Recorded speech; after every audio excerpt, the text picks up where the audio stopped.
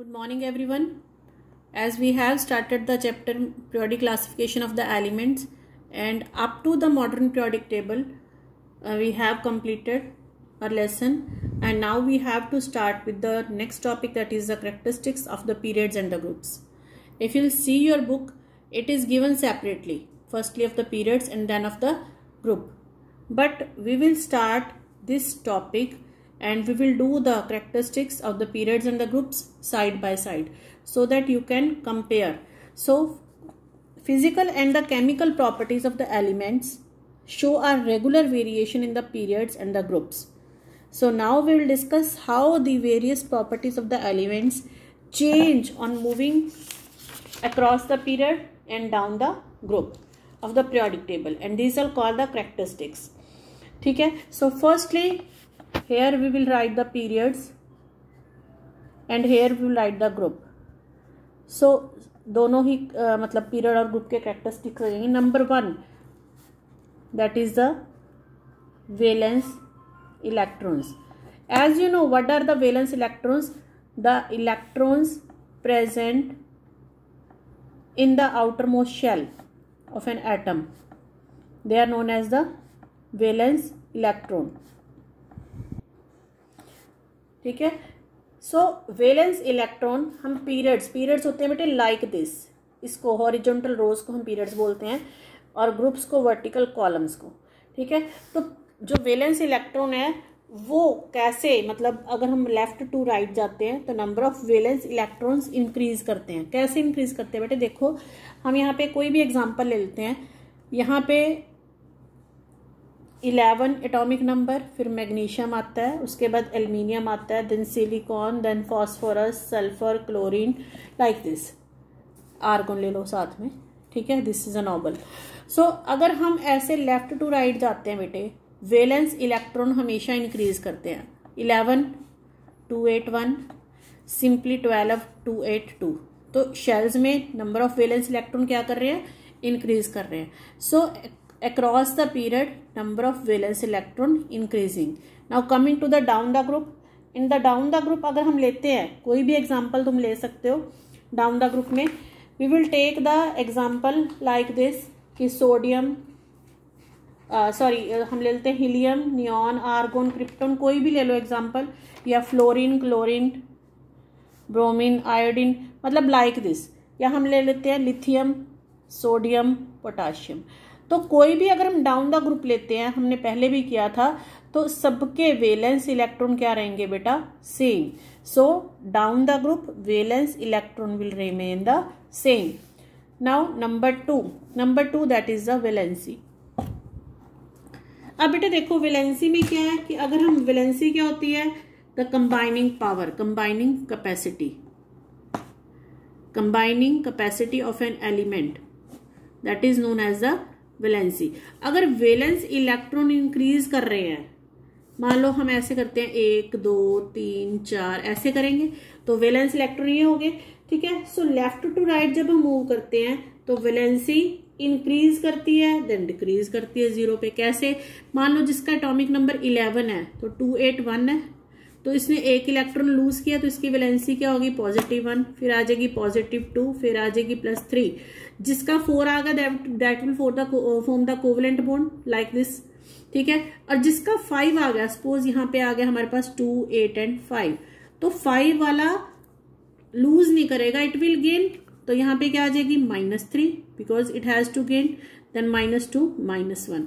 सो पहले क्या करती है, वैलेंसी इंक्रीज करती है and then decreases to 0 across the period. ठीक है. और उसमें क्या आएगा, valency will remain the same, क्योंकि अगर वैलेंस इलेक्ट्रॉन सब में 1 1 1 1 है तो इनकी वैलेंसी भी सबकी क्या रहेगी, 1. So this is the second characteristics. Now coming to the third, that is the size of atom. Size of atom बेटे क्या होगा कि on moving from left to right the size of atom decreases. Atomic size क्या करेगा बेटे, decrease करेगा. अब कैसे डिक्रीज करेगा, देखो अगर हम ये कहते हैं सोडियम, फिर इसी के एग्जांपल लेते हैं, सोडियम मैग्नीशियम, एल्यूमिनियम। अगर हम चलो 3 एलिमेंट्स लेते हैं, सोडियम में वैलेंस मतलब 11 है, यहाँ पे 12, 13। शेल बनाते हैं हम, पहली शेल में 2, यहाँ पे ये न्यूक्लियस ले लो, ठीक है। फिर 1 2 3 4 5 6 7 8, कितने हो गए? 8 and 2 10। और यहाँ पे सोडियम में 1 आ जाएगा, मैग्नीशियम में 1 और आ जाएगा, एल्यूमिनियम में 1 और आ जाएगा। सो कहते हैं decrease in size of atom, why it is so? On moving the left to right atomic number increases. 11 12 13 atomic number increase कर रहा है, जिसका मतलब नंबर ऑफ प्रोटॉन्स और इलेक्ट्रॉन्स भी इंक्रीज कर रहे हैं।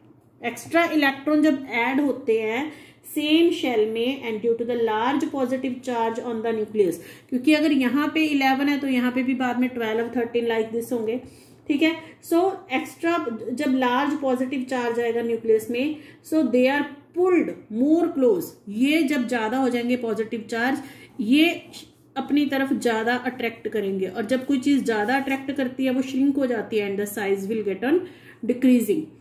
सो क्या करेंगे? Left to right atomic size decreases. ठीक है बेटे, कि दोबारा बता रही हूं मैं कि अगर हम एटॉमिक नंबर इंक्रीज कर रहे हैं तो पॉजिटिव और नेगेटिव चार्ज भी क्या करेगा? इंक्रीज करेगा। और जब पॉजिटिव और नेगेटिव चार्ज इंक्रीज करता है बेटे, तो पॉजिटिव चार्ज उसको अपनी तरफ ज्यादा खींचता है, शेल को, इलेक्ट्रॉन्स को अपनी तरफ ज्यादा खींचता है, जिसकी वजह से क्या होता है?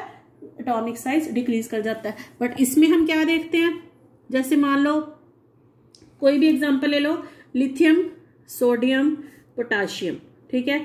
अगर हम ऐसे देखते हैं, इनमें क्या होता है बेटे? नंबर ऑफ शेल्स इंक्रीज करते हैं। नंबर ऑफ शेल्स कैसे?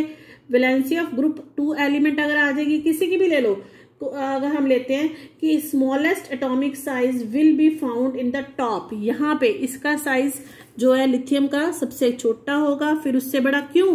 क्योंकि शेल्स बढ़ जाएंगे। हम लिथियम और सोडियम की लेते हैं, लिथियम का एटॉमिक नंबर कितना है? 3, तो 2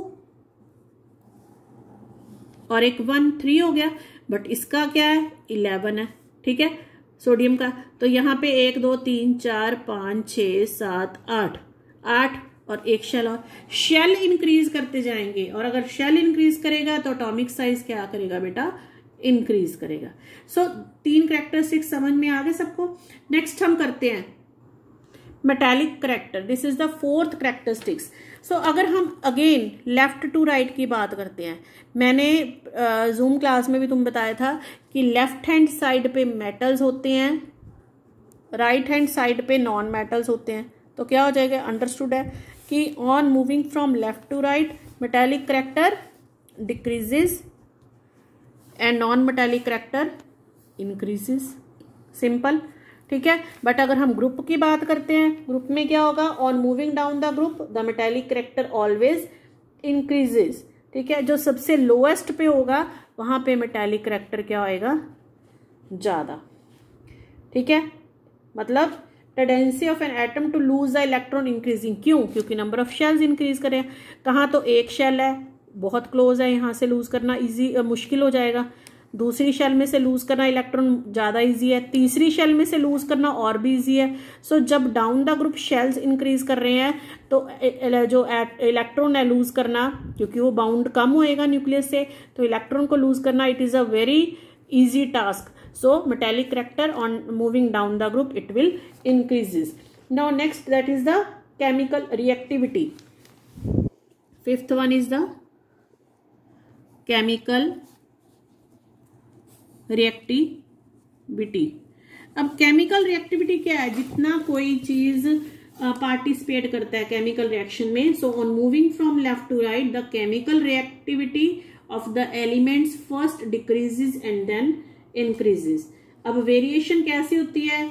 इन द फर्स्ट एलिमेंट, अगर हम फर्स्ट एलिमेंट की बात लेते हैं of the 3rd period that is the sodium. अगर हम सोडियम की बात लेते हैं, देयर इज 1 वैलेंस इलेक्ट्रॉन, ठीक है, जो जल्दी लूज हो जाएगा, रिएक्ट करेगा, इसका मतलब बहुत ज्यादा रिएक्टिव है। सेकंड एलिमेंट अगर हम मैग्नीशियम लेते हैं, ये लेस रिएक्टिव है, क्योंकि इसको 2 इलेक्ट्रॉन लूज करने में इससे तो ज्यादा टाइम लगेगा। उसी तरह से 3 इलेक्ट्रॉन्स हैं, मतलब 1 2 3 4 लाइक दिस जाएगा, 4 electron respectively. Sodium easily react करेगा वाटर के साथ, सोडियम हाइड्रोक्साइड और हाइड्रोजन गैस फॉर्म करेगा। बट अगर हम फिफ्थ की बात करते हैं, जैसे फॉस्फोरस की बात करते हैं, 5 वैलेंस इलेक्ट्रॉन है, इट नीड्स 3 मोर इलेक्ट्रॉन, ठीक है, टू बिकम स्टेबल। सो इसको 3 इलेक्ट्रॉन्स की और जरूरत है। So it is a difficult for an atom to gain 3 electrons.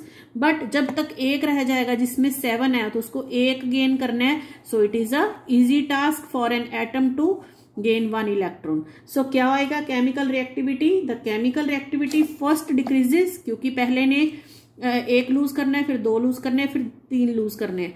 पहले डिक्रीज करेगा फिर इंक्रीज करेगा, क्योंकि पहले 3 गेन करने हैं, फिर 2 गेन करने हैं, फिर 1 गेन करना है। सो लेफ्ट टू राइट ये इसकी जो रिएक्टिविटी सीरीज ऐसे चलेगी, ठीक है। But on moving down the group, अगर हम ग्रुप की बात करते हैं यहाँ पे, the chemical reactivity of metals increases on moving down the group and chemical reactivity decrease करेगी। क्यों?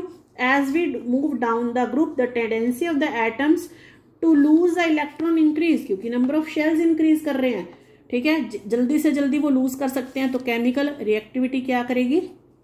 इंक्रीज करेगी। बट अगर हम राइट हैंड साइड की तरफ बात करते हैं, ये लेफ्ट हैंड साइड है, ये राइट हैंड साइड है, अगर हम राइट हैंड साइड की बात करते हैं जिधर नॉन मेटल्स होते हैं, तो केमिकल रिएक्टिविटी क्या करेगी? डिक्रीज। इन ग्रुप 17 अगर हम देते हैं, out of the 4 common halogens, fluorine, chlorine, bromine, iodine, so fluorine is the most reactive, iodine जो है लीस्ट रिएक्टिव है। So decrease in the reactivity of the non metals. कैसे? कि जब हम नॉन मेटल्स में करेंगे, साइज जो है एटम्स का इंक्रीज करता जाएगा, और इंक्रीज करने के साथ साथ न्यूक्लियस जो है बहुत मतलब अंदर चला जाएगा, डीप इनसाइड हो जाएगा, एंड हेंस अट्रैक्टिंग पावर क्या हो जाएगी? डिक्रीज कर जाएगी। जैसे जैसे शेल्स इंक्रीज करेंगे उसकी अट्रैक्टिंग पावर कम हो जाएगी। सो नॉन मेटल्स की रिएक्टिविटी क्या हो जाएगी? डिक्रीज कर जाएगी। Okay, then the last I think that is the nature of oxide. 5th 6th हो गया ना, nature of oxides. Nature of oxides में on moving from left to right, basic nature decreases and acidic nature increases, क्योंकि हमें पता है metals हमेशा क्या फॉर्म करते हैं? बेसिक ऑक्साइड, और नॉन मेटल्स हमेशा क्या फॉर्म करते हैं? एसिडिक ऑक्साइड्स, ठीक है। तो हमें पता है जब हम लेफ्ट टू राइट जाएंगे, मेटेलिक करेक्टर डिक्रीज करता है, तो बेसिक जो इसकी ऑक्साइड्स की फॉर्मेशन है कम हो जाएगी, और एसिडिक ऑक्साइड की फॉर्मेशन क्या हो जाएगी? ज्यादा हो जाएगी, ठीक है। This is the nature of oxides, ठीक है। एंड इधर अगर हम nature of oxides down the group करते हैं, in moving down the group कोई चेंज नहीं आता, क्योंकि लेफ्ट हैंड साइड वाली साइड सारे बेसिक ऑक्साइड फॉर्म करेंगे, जो राइट हैंड साइड वाले सारे एसिडिक ऑक्साइड फॉर्म करेंगे। सो नेचर ऑफ ऑक्साइड्स में कोई फर्क नहीं आएगा। सो ये बेटे सारे कैरेक्टरिस्टिक्स थे।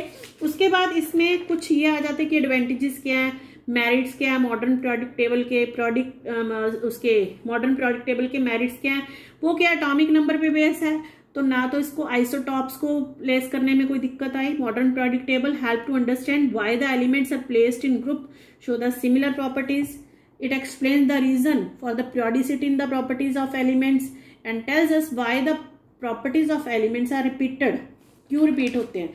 सो यहाँ तक करके तुम्हारा सारा चैप्टर बेटे खत्म हो जाता है, and I think the syllabus of the chemistry is also finished. So please revise this so that we can discuss in the Zoom class. Thanks.